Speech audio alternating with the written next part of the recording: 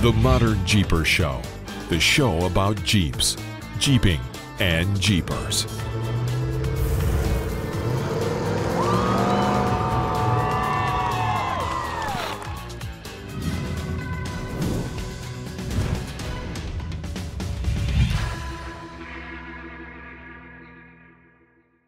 Well, hey, Modern Jeepers, another episode of the Modern Jeeper Show with me, Mattson from Metalcloak, and Mr. Modern Jeeper, Corey Osborne.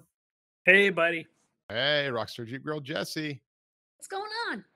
What's going on with you guys? I mean, like, where are you right changed shirts because I'm not kidding. He was a mess, and so was I. But yeah, Corey's just one big sloppy mess anyway. So yeah, we just we just left Pigeon Forge, just finished up with Smoky Mountain Jeep Invasion, and drove down to Calhoun, Georgia.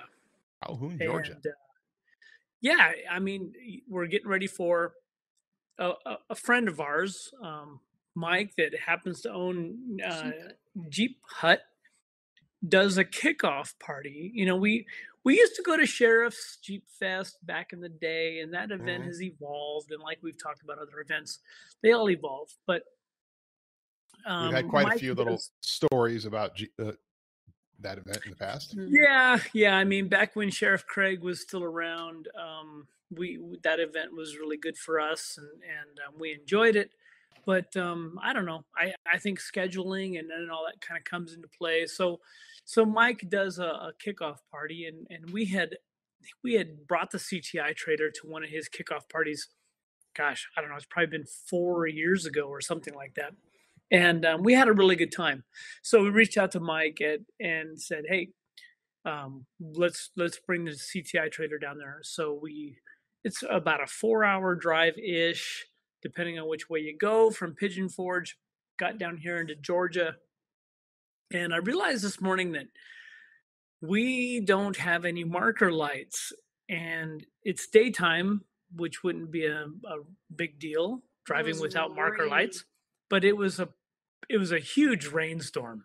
So lights are on. We have brake lights. We have turn signals. So for those of you that are like, oh, it's completely unsafe, yeah, believe me, I'm very aware of the rules of the road. And we lost our marker lights. So on the trailer. So so we got to the hotel, and I thought I'd start tearing into things.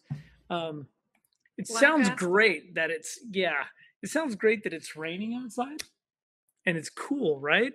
Yeah, it's still like 88 degrees. And it's super humid. Well, it was raining, and the asphalt's like 100 degrees. So in the hotel parking lot, I think I'm that shirt over there that's on the floor is getting thrown away.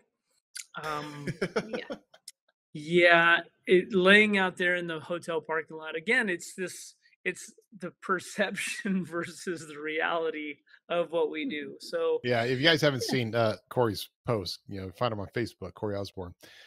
He did a nice little post about perception versus reality. It was kind of amazing, because we do have this idea that, oh man, you're on the road all the time, you're living your dream. So cool. The off-road industry, it's so cool. Get to see all these different people. Dude, it's a lot of work.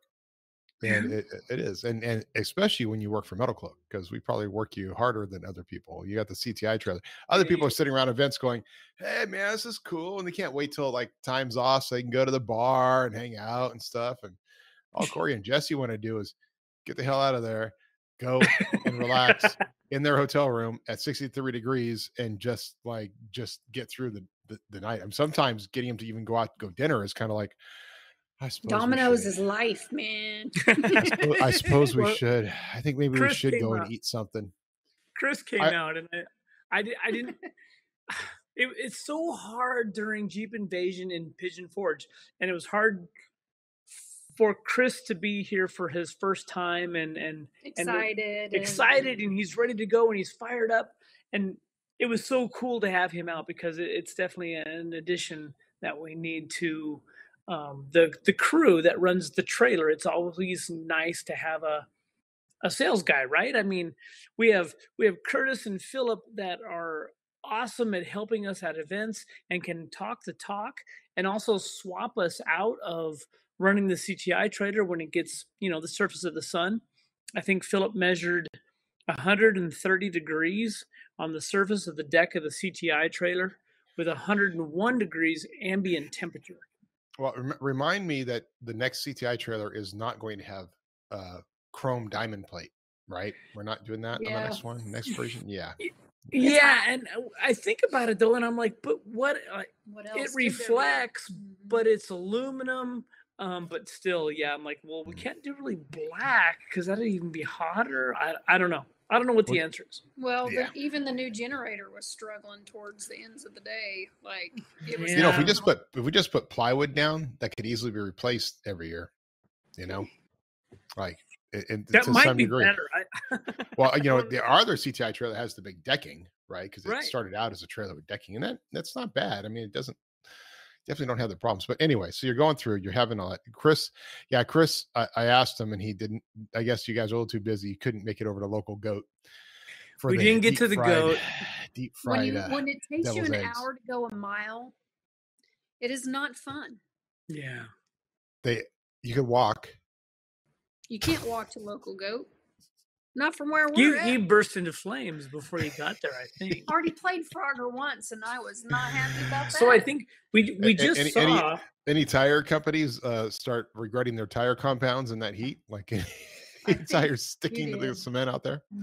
Yeah. You would think. I mean, sticky. I heard, I think Justin had just posted numbers. 50,000 people. 50,000 people, 20,000 Jeeps. And 300 vendors at the show. Wow.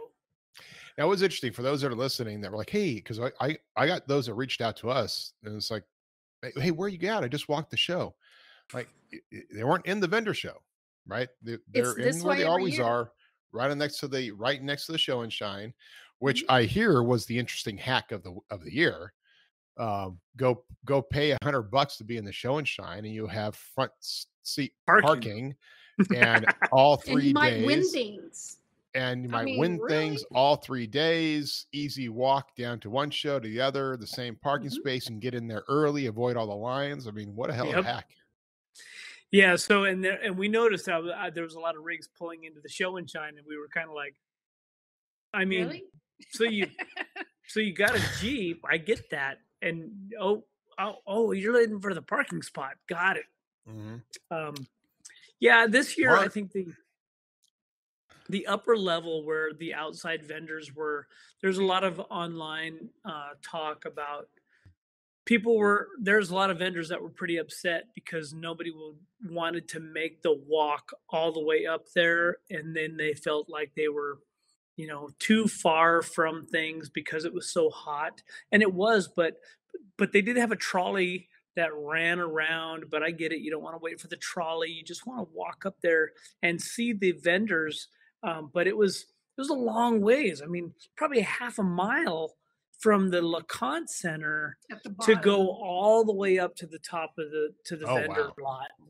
Yeah. It would have made more sense for the show and shine area to be the vendor area. I originally thought the show and shine area would be the vendor area, and then there'd be additional parking up beyond that. And that's kind of, I mean, the where the show and shine is at is before you get to the vendor area. So I don't know, maybe that's something. Now there's a whole bunch of talk. There's talk of not only bringing that vendor show down, moving the show and shine to the outside, but there's also talk of this event going to a week-long event like Jeep Beach. Because it has outgrown itself. Right, but wait, that doesn't necessarily mean that you're going to have less people. You just have more people over a longer period of time. It out, I'm not sure how that works in their mindset. Yeah, well, there's talk of it. Only has the vendor show for 2 days. 2 days. But they have other extracurricular activities outside of that. So I can see that happening, but it's still not going to help vendors or us with anything else. Yeah, what other extracurricular activities are there to do? Like parties and like Pigeon the winter Forge. circle at Beach. They do a little. There is a trail ride, but Mhm. from what I've Oh, there is? understood, it's pretty. It's up Basic. the hill somewhere. Yeah. Huh. There's trails out there, We should especially do like a being that like a close to North moonshine Carolina. competition, like Yeah. Yeah. Yeah. I mean, I don't know. I don't know what the answer is. I think that the shows that are that like this, like Jeep Beach, I think that and I haven't talked with Justin. In fact, I only saw him once the entire weekend. I know it was super busy, and I don't know how you Make everybody happy. yeah, you can't please everybody, and you've got this huge event. I think you need to relish in it. I think if anything, I'd be even okay to make it smaller. Like force people into just going 2 days and then offer them. You can offer them trail rides and whatever you want to do, a show and shine. Have those be on separate days, maybe. I don't know. How much The are shows that vendors get so big, how much are vendors paying to be there? a lot. Mm, I So don't know. they probably expand that out because of that. Like most of their money is there. Do you think most of the revenue is coming from vendors or coming from attendees? It's a good question. Be a question I can reach out to Justin for. I mean, 'Cause I heard a of lot of vendors they'd sold everything that they brought yeah. Thursday and Friday. Saturday they had nothing left. And a lot of vendors didn't bring anything and said you can purchase it online. Mm. So A lot of people were upset with that. yeah. They wanted Interesting to about come that, to 'cause the show to buy something buy in the something at a hand special and walk away. deal, that sort of thing. Yeah. Yeah. Well, so it's interesting because that's Jeep Beach was kind of like that for a while. It was a purchasing show for a while, right? Yeah. Right. But you get, I don't know, it's interesting because if you have vendors coming out and they're paying a lot of money now, like when I did trade shows before, you have two different models. You make your money off your attendees, you make your money off your sponsors and vendors, right? And that was kind of the thing. That's how we played the game. So you get free attendance or cheap attendance in exchange for getting a lot of money from vendors, Right. because what are you doing? You're serving up a lot of people to the vendors, or pay a lot of money because we have vendors coming to be there, and so they pay a lot of money to be there. And he maybe has a hybrid of both, and he's making money off of both of them, and that's fine. But if you're a vendor, you're going to want to sell out your stuff. You want to be able to do it. There's only so much you can bring. I heard it was Right. kind of slow on Saturday anyway, right? So Mhm. So that was what was really odd is, Yeah. here we have the CTI trailer, which I get it. That's kind of a destination activity thing. But we were I never felt like we were so busy at the table, uh, having conversations. People wanted to get in line. They were asking us how to get in line. But I think that it became, Friday, it was so hot in the afternoon that everything, like once the show and shine ended, people were bailing out of the place. Yeah. And kind of the same thing happened even on Saturday. Like in the afternoon, it was just too hot. Downstairs, inside was packed. But people they just didn't want to be outside, and to have them up at the parking lot, to have a destination to walk all the way up there, in that heat. Mhm. I kind of yeah, agree with some of the outside vendors that, okay, like what can we do different? And I have a couple of other thoughts, but what are you thinking? I don't know, it's just interesting. You have to have that mix because there's the inside vendors, outside vendors. You have to have that mix, right? And it really is a buying show. It's not like a show where you're going to, we out here on the West Coast, most of our shows are events. And we have Off-Road Expo, but most of the time you're doing something, you're going to it because there's an activity involved, right? And here you have 20,000 Jeeps showing up just to hang out with the other 20,000 Jeeps, get ducks, and go to a vendor show. I mean, it's fascinating that's what it is, but it's like 20. That's how. What's interesting to me is how hungry Jeepers are to be Yes. together in a Jeep group. That you have 20,000 Jeeps coming out just so they can go kind of see each other and go to the vendor show Yeah. and buy The stuff. I mean, the show and shine is always amazing to me because, and it's funny how they do it. So there are, I think, 3 or 4 categories each day. And so the show and shine isn't like, hey, here's the most votes or something for all 3 days. No, there are winners in each category each day. So you can win the show and shine every single day that you're there, is my understanding. And they give away some they give away prizes. some really cool stuff. So I get it, why there's a desire to be in part of the show and shine.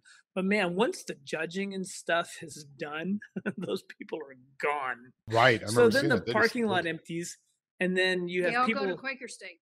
yeah, everybody goes down and spends some time in the shade. Everybody's looking for shade.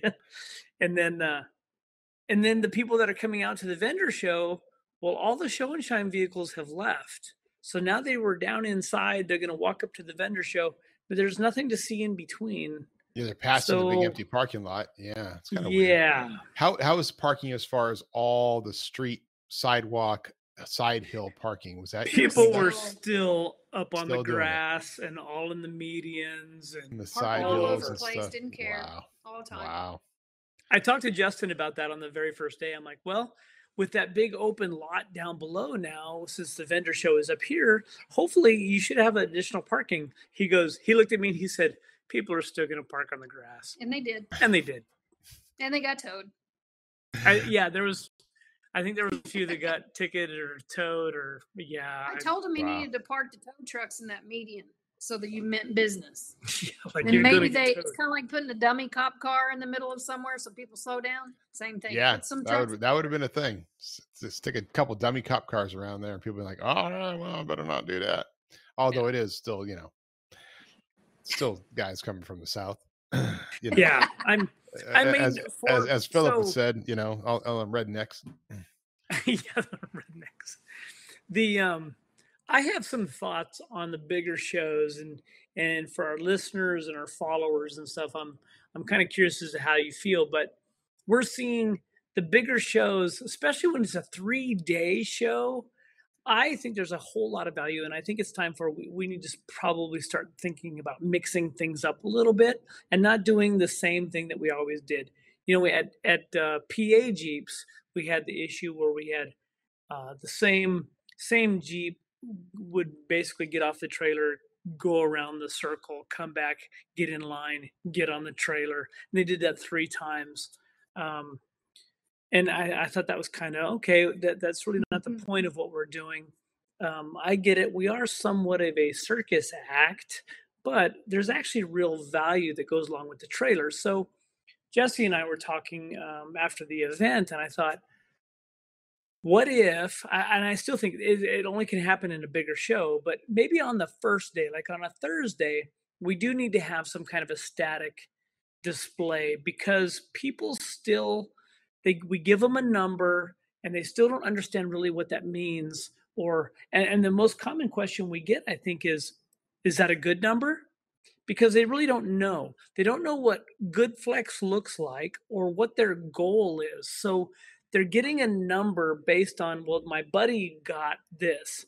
So I'm thinking on the larger shows, these 3-day shows, we probably need to have maybe one day where we don't run the CTI trailer, but we can have a lot of conversations with a Jeep on display as to what we're actually looking for. Like a 101 class. Here's Like what a we're little doing. bit Like a 101, but more of a, let's educate the consumer as to what we're actually looking for. And then the next 2 days, hey, you want to bring your Jeep over? Come on, let's get on the trailer. My other thought is that for these events where people are going to get on the trailer, I had a guy from New Jersey. Had he been on the trailer at he'd New been on the- Jersey, he- at our other stop, and now he came to this one. Yeah, and he's made no changes, but he literally told me, he's like, I get on the trailer for the Instagram photo. And I'm like, okay, you haven't made any changes. And he's like, oh, no, it's just for the photo. And I'm like, okay, well, that's great. But I think then we need to probably start to look at, if there was a $5 donation to the local Jeep club, something like that, we need to start thinking along the lines of, this is beneficial for the owner of the Jeep. as well as Metalcloak. Obviously, we don't charge anything to be on the trailer, but there has to be some kind of skin in the game for folks to kind of understand what it is that we're doing or we're trying to convey. We're trying to help the consumer. It's not about a ride. It's not really about the Instagram photo. And I get it. That's what it has. We're an attraction at an event. I don't know. There's somewhere in there, there's got to be some, okay, we may mix it up a little bit. There's some balance. Like, I could see having the morning, having a static display each morning for an hour or two, and then starting at CTI, start at 10 or whatever, and not having to do it all day, but 10 to 4 or whatever. We kind of done, like, we'll do the Easter Jeep Safari, right? Right. We only do Right. the afternoons, 1 to 5 or whatever, 1 to 6, noon to 5, whatever the schedule happens to be. But in the morning, there's a static display, or and then when it shuts down, it's a display, and so people can see. Becker did talk to me because he said he was talking to you a little bit about the idea of a video, and yeah. So I had a conversation with our IT department and with Samuel, and so we set a deadline, because everything has to have deadlines, that by Easter Jeep Safari 2024, we will have the website and redone and the mobile app, so that everybody can have the mobile app. We'll have papers backup, we'll have the mobile app. But as part of that, you can have the little video in the mobile app, right? People can say, hey, so what is this about? What are you doing? Blah, blah, blah, blah. Little things like that. Now, and the donation thing, we know people will donate. Yeah. People have walked up and said, hey, it was $20. Like, you could charge $20 to everybody out there to do this thing, and people would pay it. I was recently listening to another podcast, and the individual who was running the podcast, she's like, there was just this company, and they were charging like $20 for a little simple action that their company would do, right? And it was a little app. It was a weekly fee, $20 a week. And she looked at it and said, what's the most I can charge? And in the particular app she was using, the limit was $99. So she raised it to $99. And it didn't change at all the number of people paying $99 a week for the same service she was providing, right? There was value there. So she quadrupled her income with no change, because people were willing to pay. It's all perceived value. We know that the trailer is perceived value. We know we could charge 20, 40, 50 bucks. People would probably pay for it. We don't need the money, right, to do that. So that's not why. But I think the idea of having a donation every time, we've talked about setting up a donation box or something that says it's a $10 donation to Red Rock four-wheelers. It's a $10 donation to whatever. In the case of Great Smoky Mountain Jeep Club Invasion, you'd have to find a club there locally or some cause to donate to, because that's a for-profit event. But yeah, I think that'd be great. That's a $10 donation. And I go back and forth in my head of course, it's not, I don't want people to think that we would ever go, well, they're needing the money. No, it has nothing to do with that. It has everything to do with that perceived value that people then have a little bit more respect, and they really actually are interested in making changes to their Jeep, instead of this turn of folks who literally, people will be driving out of an event, they'll stop and hey, what are you guys doing? Can we get on that? Sure. And they do, and it's for the picture, and then they leave. And wow. Okay, well, honestly, remember we did, when we first set it up, I made sure that one of the reasons we have flags on the trailer, certain flags in certain locations, because it's for the pick. And, and I used to do that before when I first started doing it. It's like, then we do that, we did the unsafe one wheel up thing, right? Just right. There's your photo op, take the photo op, because it was partly promoting the brand. But but I think, there's definitely people that are going to always do it for that. Now, interestingly enough, one of the requirements of my website design for this is, as soon as somebody does go and enter their data in and put it all in, and the CTI gets done and the score gets entered, an email gets sent to them, right? Now, in the original app and website we had, where all the data was inputted, everybody had an account based on that email. Right. And you weren't allowed to edit a current CTI, but you could always add new, and it was a second or third or fourth. The whole idea was, I made improvements on my rig. Now my score is higher, and here's my history. There was, here's the 5 times I've done this, and the 5 times I've done this, and everything's different, and my score keeps getting higher.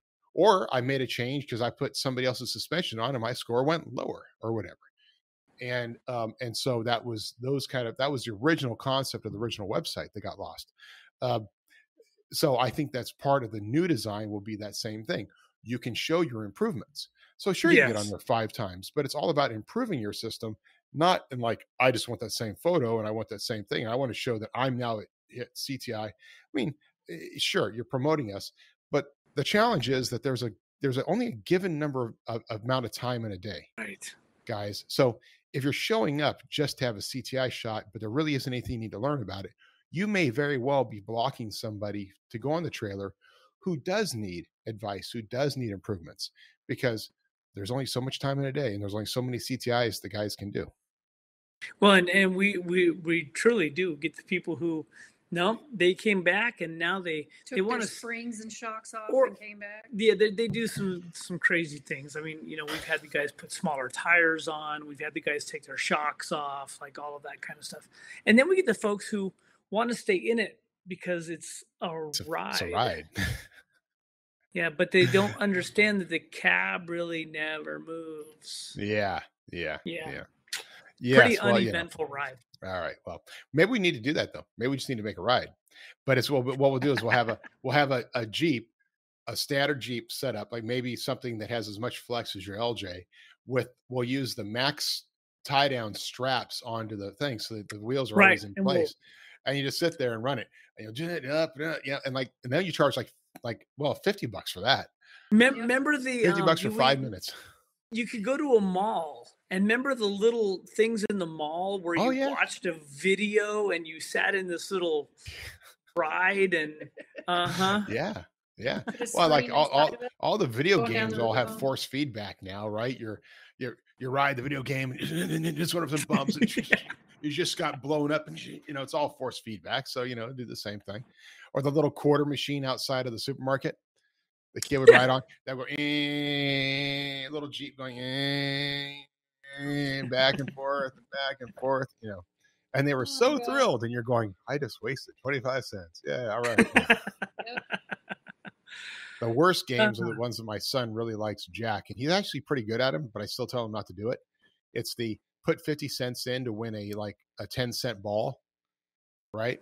But he's actually pretty good at it. Like we were at some event of a birthday party and he went in and kept winning things for the girls. So the girls were all asking him to do it for them so that they could win something. Wow. So he got he was all Mr. Popular by the end of it because all the girls got little toys and balls and stuff. Because there's a future there. Right. Uh-huh. There's some people apparently hack that stuff and make a lot of money doing those weird games. That's funny. Because there's some, I guess, at Vegas, they have ones with lots of money in them and $100 bills. And I've seen the ones where you drop a quarter and then get it. Oh, the big quarter stacks. Yeah, that's just weird. Yeah. That's just weird. Like you can watch TikTok live. Like you go 3 hours, you can just watch a guy dropping quarters and then it stacks it up. I ain't got time for that. Right. It's all about time. Okay, so Jeep Invasion is done. It's behind us. It's back in the group, and it was awesome and great and fun and all that kind of stuff. And you're going off now. You're in Georgia, and then what's after Georgia? So we've got after Jeep Hut, we're actually heading back towards Oklahoma. We have another jobber stop in Oklahoma before we kind of hook back up and get. We actually will be home Labor Day weekend. Like the day after Labor Day weekend or something like that. That's Tuesday? What's that? Yeah. That's Tuesday. Is that when that is? Yeah. A week from today is Labor Day. Yeah. Labor Day weekend. Yeah. Where does the days go? So then I have a little checkup. I got to go back to my little dermatologist guy. Mm-hmm. But it's looking pretty good. Yeah. It is looking good. They want to do another hole over here or something, and I'm like, no, not right now. Thanks. All right now. Thanks. And then we're going to turn around and we're going to go back to Kentucky. So that's right. Yeah. So we have the MoParty Holly Performance. We're going to have Metalcloak. We're going to have some sort of a skills day / CTI event there. Never been to this show before, so we're kind of running this one a little thin. Yeah, And, we're a and little winging it a dependent little bit. on the guy who's behind NorCal Rock Racing, John Goodby, who does a whole bunch of stuff for Harley. So we're a little dependent on him coming through, since he's the one who kind of convinced us to do this. So he's got to step up a bit and make sure that everything happens the way it's going to happen, and it's just going to be fun. You know, it's going to be fun. There could be, you know, I think it's going to be people show up, crowd. they do this, a new crowd, go up, show the CTI thing, you know, skills day. Maybe we can teach somebody maybe we can get a few, you know, get somebody with a charger to come over and do skills day. I don't know. Well, I mean, I think that the mixture of a bunch of performance-based people, because it's a MoParty Holly performance thing, they're going to have like drag runs and all kinds of stuff on the performance side. And then they're mixing in off-road this year. So I think there's a good opportunity there to kind of expose not only the performance folks to off-road, but the off-road folks to some performance side. Did he say performance? I thought porn that like is basically some engine porn. Mo porn. It's mo porn. It's not a MoParty, it's a mo porn.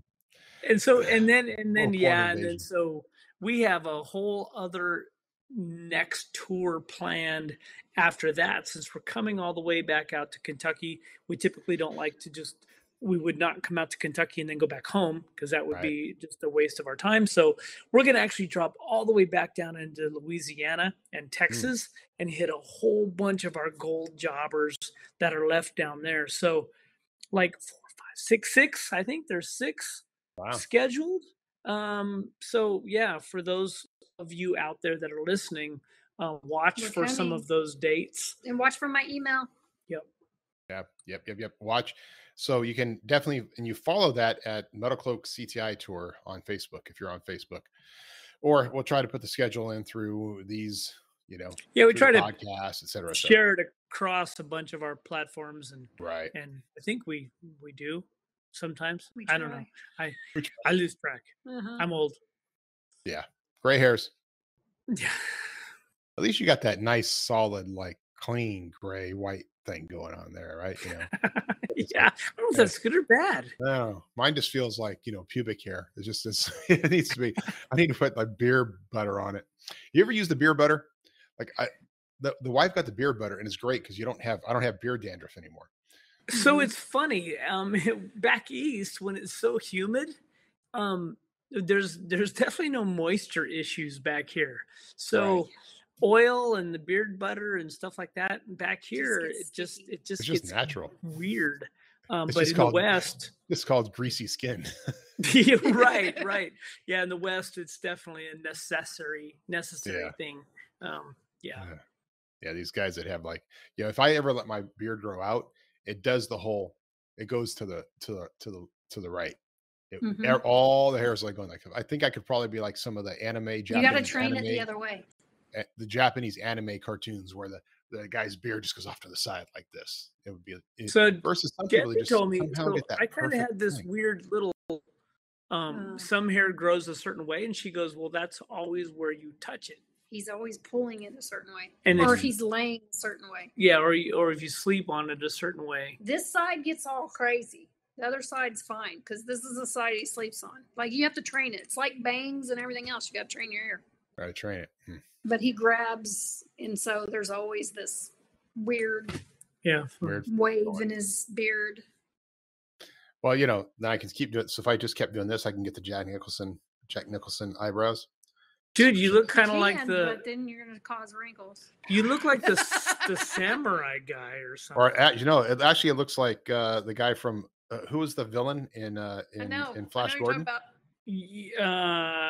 Flash Gordon, yeah, but no, you look like the other villain. Yeah, you totally look like him. You need a sword and a bonsai outfit thing. Sonna desu ka? Watashi wa Matsu-san to moshimasu. See? Hi, you've got it. Subarashi ne. All right. Yeah, that's my Japanese vocabulary. I had 4,000 words when I returned from Japan, and I'm down to like 10. Yes, because if you don't use it, you lose it. Yeah. Oh, absolutely. Yeah. I always tell folks, I used to go to Mexico a lot when I was doing the whole diving thing, and by the end of a week, my Spanglish was pretty good. Right. Yeah.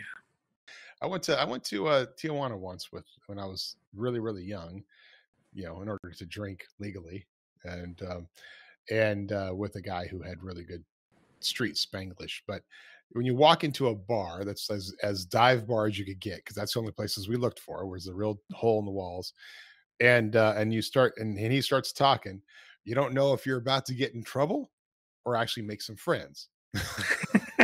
Yeah, right. It could have gone either way. So you walk in very prepared for running or getting free tequila. You wasn't sure which the option would be.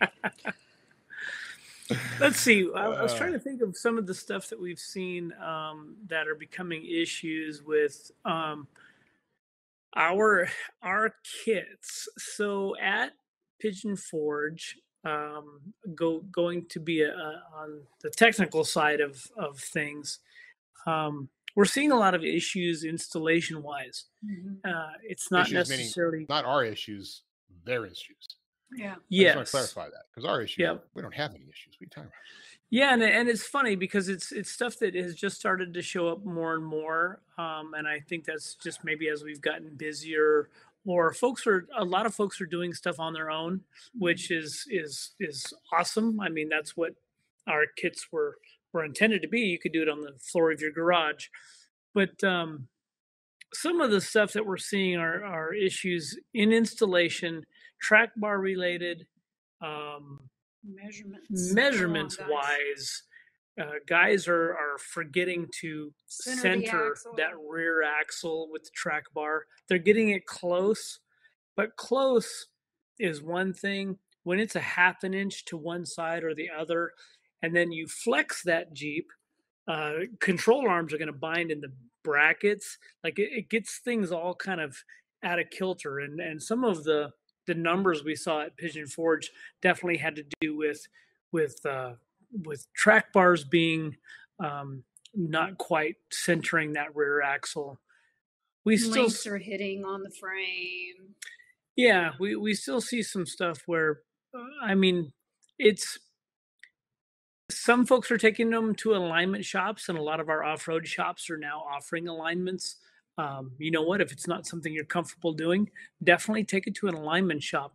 But know that an alignment shop is going to do very limited adjustments, literally pinion angle, and a little bit of caster in there. That's really about all they're looking for, and some toe in or toe out. So I don't know. I mean, it was just something that came to mind, and we were talking a little bit about numbers earlier, and I felt like at Pigeon Forge we saw some lower numbers with our stuff than we typically would see.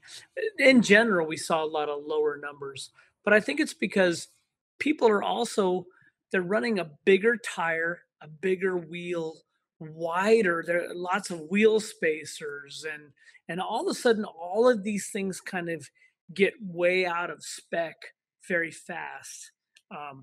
You can have bigger wheels and bigger tires, but remember the fender is still going to be your limiting factor. So you're still running factory fenders. If you don't open those things up and you have a bigger wheel and tire, you're not gaining any articulation. So I don't know, just a couple things that came to mind and people should keep in mind.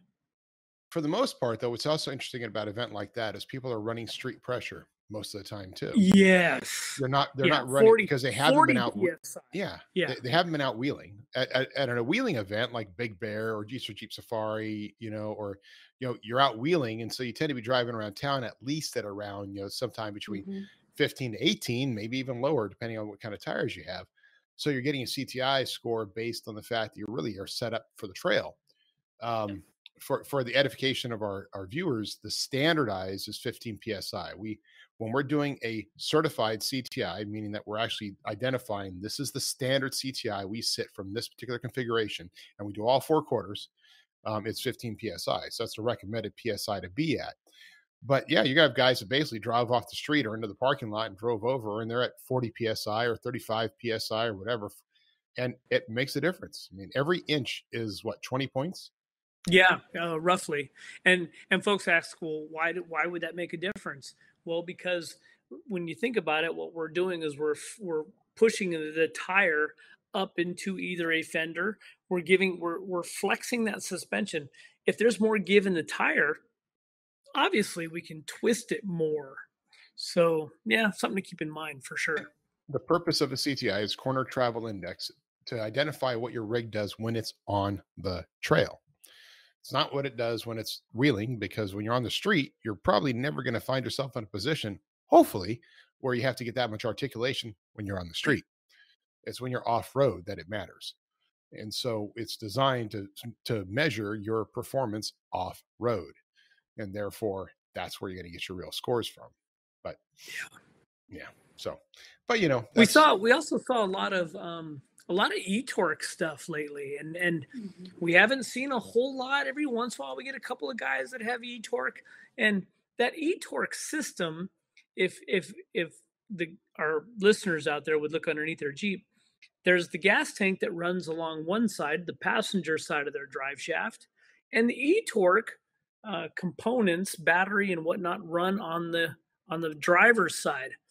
That gives the drive shaft a very narrow passage along both sides. So a lot of folks, if they don't have the right pinion angle in the rear end, or if the track bar is not set up correctly and they're shifted one side or the other, the first thing that'll happen is that rear drive shaft and that pinion will go up into the e-torque skid, especially the direction that we typically would flex them on the CTI trailer. That Resepa joint and the drive shaft kind of come up into it. And while yes, this is at an extreme situation, I've seen some other companies that have made some skid plates that are trying to protect that e-torque setup, but they're giving that drive shaft even less room to move. So again, going to an aftermarket drive shaft and a real yoke on the back does help some of that, but folks are getting, they're twisting their Jeep up pretty well, and that pinion hits the skid plate on the e-torque system, and I'm telling them, well, you could trim that out so it doesn't hit, or you can go to an aftermarket drive shaft. Right. Well, that's the great thing about doing this, is it's all about learning, seeing, right? It's amazing how many people, guys, if you're out there and you're building your Jeep, I mean, there's nobody that knows the perfect setup, right? What we do know is that systems work, and we happen to sell really good systems. But if you have questions about how to build your rig, and I recently did a little emails with a bunch of people that had some build lists on our website, and I was just trading emails with them and trying to get ideas to what they were planning with their build list. I'm just trying to learn more about our customers. And, if you had, and many of you had questions like, I'm not quite sure what I want to do, or I haven't quite figured it out, or, I'm confused about a particular product. Well, that's why my team is here, right? Like, so I'll hook you guys up. If you need to talk to somebody, we'll spend a half hour, 45 minutes, an hour on the phone with you to work through what your build plans are, what you want to do with your rig.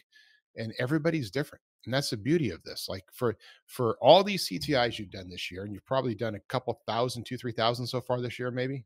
Oh yeah. Every rig is different. There's no two rigs that are alike. And that's okay, because everybody's different. There's no two people alike. And you build your rig according to what you want to do, and you build it according to what the kind of usage you want to have for it. And that's the beauty of it. You get on the rig and you get your score based on your style, based on your build.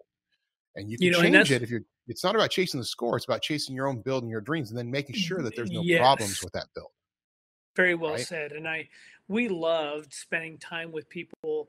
I'd rather spend 10 minutes with somebody on the trailer rather than let me get my picture and I'm out of your hair and they're moving on and they still have a lot of questions.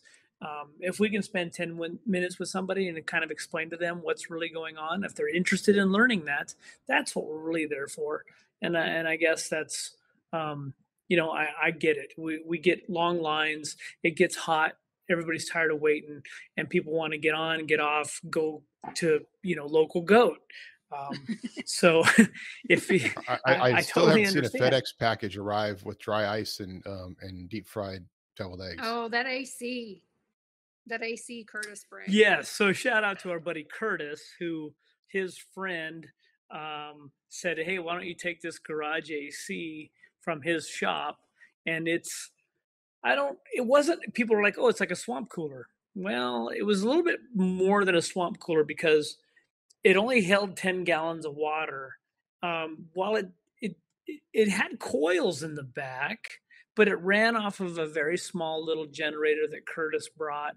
And just to have that behind the CTI trailer, well, I think that's what kept us all alive and kept the CTI generator actually going. Because when we did turn it on, we waited until Friday afternoon, I guess, until we turned it on. We didn't run it Thursday.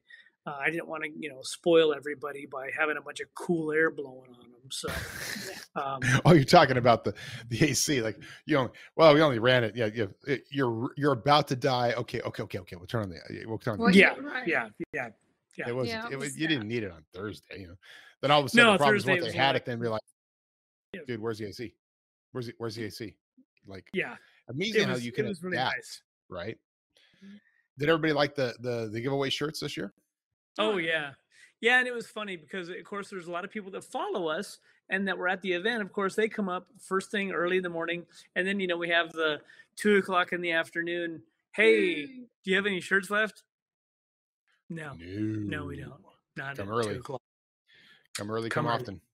Yes. And our friends from Lunas Off Road was at the show, and Christian and Kay came and helped us on the trailer and swapped out and helped us do. Thanks, guys. I'm sorry we didn't get to hang out very much. You know how it goes. So. Yeah, and and having Christian there who installs our stuff all the time at his shop, for him to be able to walk around with a few folks and go, yeah, hey, check this, check that. Like it was fun for me to kind of go, oh, cool, he's got this. Like, I don't have to. He's having the right conversations. So nice. Well, that's cool. Well, good. So good times on it. I actually missed not being there. I have my AC here, and I was perfectly fine not being there, right? And my kids were happy I was not there. But it was still a fun event last year, so I enjoyed the time. But it's odd. It's odd, even as hot as it is. There's still something about Pitch and Forge. I like Tennessee. I mean, there's just something about, I don't know. The people are nice. It's so extremely hot. And you know what? Pigeon Forge is a great destination, especially if you're not there during, Jeep Invasion. Right. Yeah. It's like, yes, we're at Jeep Invasion. Let's just leave. That thing's happening this weekend. Okay, let's leave. Yeah. Bye-bye. Bye-bye. Leave you. Bye-bye. I'm gone. Bye-bye. And there was at least one less accident this weekend because I wasn't there. I'm still dealing with that. I remember you saying you were. I still am dealing with that. All our listeners know I'm still dealing with that. It's still going back and forth. There's a battle going between the insurance company and their company. And what the battle is over the actual lost value of the vehicle. Right? Because it was a bumper or whatever. There's lost value of the vehicle going on. So American Express, who's my guy, is going, we need to see the vehicle logs and understand the lost value of the vehicle. Right. They're saying that's not required. There's only a few states where it's legally required for us to give you the log of the vehicle, and it's not required in Tennessee. Therefore, we're not going to give it to you. So Amex says, well, but you're charging for lost value of the vehicle. Mm-hmm. So we need to see the logs to verify that. Yeah, how did you come up with that number then? That's not required to give you. Yeah. But you're charging our client $1,400 for lost value of the vehicle. So but that's not required. So that's why I'm going back and forth. And that's been going on now for a few months. Yep. Aye. So I of course I don't tell my wife because she just will come back and go, why didn't you just get the insurance? So ladies and gentlemen, I'm here to tell you, just get the freaking car insurance. Don't try to be clever like me. When Chris came out, he made a mention. He was like, you know what? I got the insurance. Yeah. I highly recommend that. I think it was like $25. Right. Is what it would have been, the upcharge. I'm like, no, my American Express has got it. I got this. Yeah. yes, the smartest people in the world do make the dumbest mistakes. And then there's me. All right. Well, so back and forth, MoParty. Around here, there's just nothing going on. Actually, I'm going to the Rubicon Trail tomorrow. It's a quick in and out. It's like I'm literally going in. We're going in at. I'm meeting somebody at my house at 6:15. We're gonna drive up to Tahoma side. Hopefully, it'll only take a couple hours to get there. Not a lot of traffic stuff. We're going in from the Tahoma side. We're going to the other side of the Green Bridge, which is the piece of trail that Metalcloak sponsors. We're doing an assessment of that trail, where the abatements are, where the other issues are related to that, trying to document all of that over the next several hours, then getting out so I can be back home by 5 o'clock so that I can coach soccer at 6. So it's going to be an in and out run. Like the first time I've been on the Rubicon Trail in a little while, and it's just an in and out quick run. Quickie. Yeehaw. Up and down Cadillac. Well, that'll be cool though. I mean, we're gonna run the CTI trailer for about 3-4 hours tomorrow night, and then come back to the hotel and drive as safely as we can to Oklahoma, so that we can be there by Friday night. And yeah. And then my little girl's birthday. Oh. Yep, grandbaby's birthday is was yesterday. Yeah. But the party's on Saturday, so it's kind of cool. We'll be there to get to see her and have a birthday party and then go home. Yeah, nice. Well, I saw your daughter who works here now, Nicole. I saw her just today, and I think she's actually doing the shipping stuff now. Cool. So she's kind of working her way through. I don't know, but I think she might have gone in for a welding test too. So there was some discussion. I brought it up that she had some background in that, and there were some discussions. So we'll see where she ends up. Cool. Cool. All right. Well, I don't have anything else to go other than I got nothing. We got this. We got Labor Day weekend and all that fun stuff. And by the time you guys hear this, it'll be ready for we get the Labor Day weekend sale. I might as well say it. Yeah, it's going to happen. So you might as well just pay attention to it. And all the famous commercial that we update every year, because it just can't get any better than that. All right, friends out there in the Modern Jeeper world, we appreciate you watching and being part of this great show. And if you have anything else, by the way, if there are podcasts that you want to listen to, or that you recommend we listen to, just let us know about it, because we're always looking for new things to be a part of. Or if you happen to have a podcast and you want Corey and Jessy or Mattson as one of your guests, we can find the time. We'd love to do it. I'm going to be on the CEO Next Door sometime next month, which will be fun, just to talk about things and business and all that kind of things. Anyway, Matt's at Metalcloak.com, Corey at Metalcloak.com, Jessy at Metalcloak.com. Reach out to us. Let us know you like us, because we need that feedback. That being said, we will see you on the trails. Cheers. See ya.